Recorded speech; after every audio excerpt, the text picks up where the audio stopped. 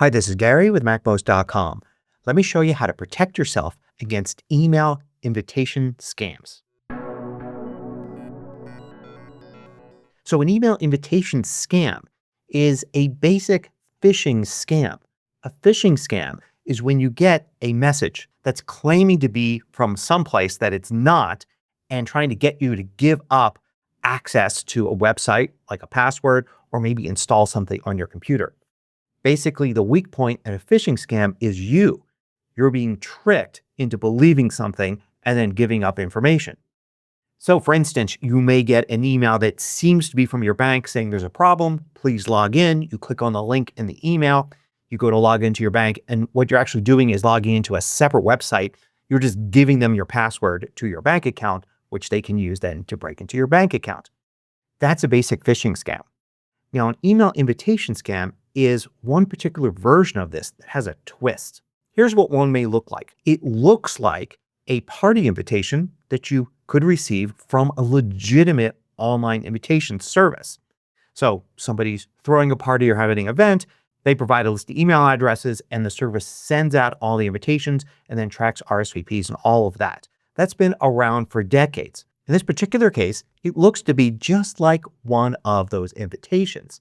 Here's a few other examples that I found posted online by the security sections of university websites. So they're trying to protect their students from this kind of scam.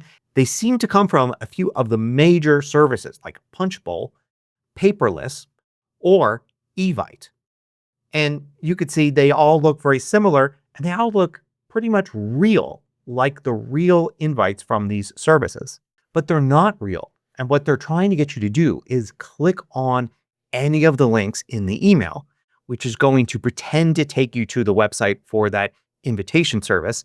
And it's going to ask you to log in. It may ask you for your ID and password to that invitation service, in which case it will get access to your account there. And maybe it's also hoping you use that same password at other websites. You should never reuse the same password at other sites. Another thing it could be doing is asking you to log in using, say, your Google account or your iCloud account or your Facebook account. This is typical now where you go to a lot of websites and instead of using an individual login just for that site, you log in using your credentials from one of those big providers. If that's the case, it's getting your password and access to that site and perhaps to all of your stuff because of that. It could even be going so far as to be asking for two-factor authentication.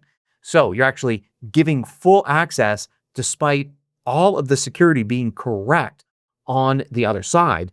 You're actually the weak point, giving up that information.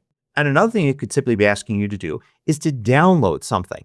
It could be saying, in order to see this invitation, you need to download our software or install an extension or something like that. And of course, that's just malware. But these aren't regular phishing emails. There's a twist when it comes to these. A regular phishing email just comes from some big company. Maybe it's your bank. Maybe it's a company like Apple or Google or Facebook or Microsoft. But it's just a big company, so you don't suspect that the email's coming from somewhere bad. However, these kinds of phishing emails seem to come from a person and a person you know. It seems your friend is sending you an invite, not a scammer. But remember that email from addresses and reply to addresses can be completely faked. So just because it says it's from your friend doesn't mean it is. But wait a minute, how does the scammer know that you know that other person? Well, it's actually kind of simple. There are a ton of different places out there where there are lists of email addresses. Like they could actually be breaking into their invitation service account and see all the email addresses they previously sent invitations to.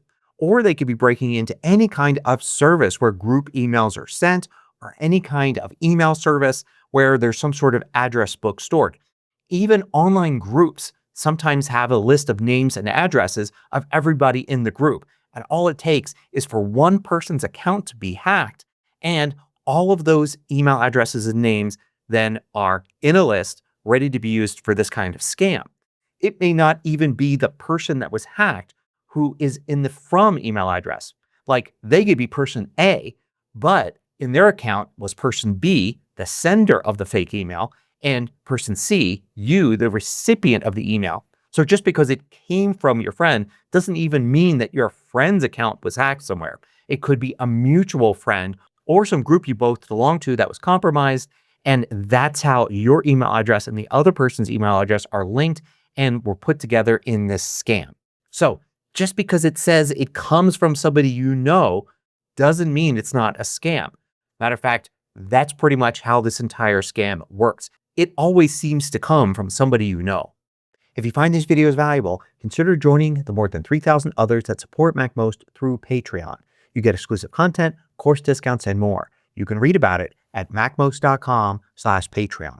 So what are the red flags to look out for? Well, first, were you expecting an invitation from this person? If you didn't even know your cousin was graduating or had some sort of life event and there was going to be a party, then that's a red flag.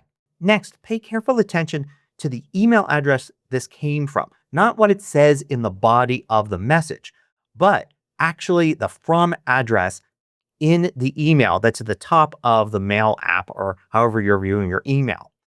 An invitation from one of these legitimate services will come from that service, not from the person sending the invitation.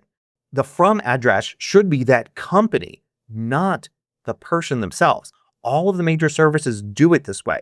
Any links that you're asked to click to see more information about the event, they should go to the service that sent the email. So you should be able to quickly identify in the message which service sent this. And any link should go to that same domain from that service. If it goes somewhere else, that's a big red flag. If you go past all of that and you actually click and go somewhere, are you asked to log on? Another thing about all of these services is that they don't require the invitees to log on to something to see the information. And of course, a huge red flag, something you should definitely not do, is if you're asked to download something either in the message or after you click and go to the page that tells you about the event. You shouldn't have to download anything to view the invitation. If it's actually asking you to download something, it's going to be malware. Don't do it. Now, this has been going on long enough that all the major invitation services actually have information on their sites about this. So you can read directly from them about what to look for and how to protect yourself. Here are some URLs, and I'll include these with the post at macmost.com. Now, what to do if you get one of these. Say you get an invitation, you recognize that it's a scam, you just delete it and move on. Don't waste your time with it. However, if you think it could be real or there's a tiny chance it could be real, there's an easy way to find out. If you know the person, forget about the email that you received and reach out to that person using their real email address or a text message or a phone call or the next time you see them and ask them. That's a surefire way to know if they're actually having an event. And also be aware that there are plenty of different variations on this. For instance, here are two actual emails I received that are kind of the same thing. This is inviting me to a reunion gathering from somebody I actually know, but they didn't actually send the email. This one here is inviting me to log into a site to see some photographs. And this actually seemed to come from a photographer friend of mine. So it was kind of plausible. And I had been invited to see some of their photos in the past. But clearly the link here is fake. Most likely that service had its account hacked some way. And that's how it knew that I was connected to that person and had previously looked at some of their photos. So the big takeaway here is that phishing emails don't always have to seem to come from some big company, but can seem to come from someone you actually know. This is very easily done in an attempt to trick you to clicking on a link, to giving up your password, or to downloading malware. Hope you found this useful. Stay safe, and thanks for watching. Want to know about every new MACMOST video each week? Sign up for the absolutely free MACMOST email newsletter at macmost.com/newsletter.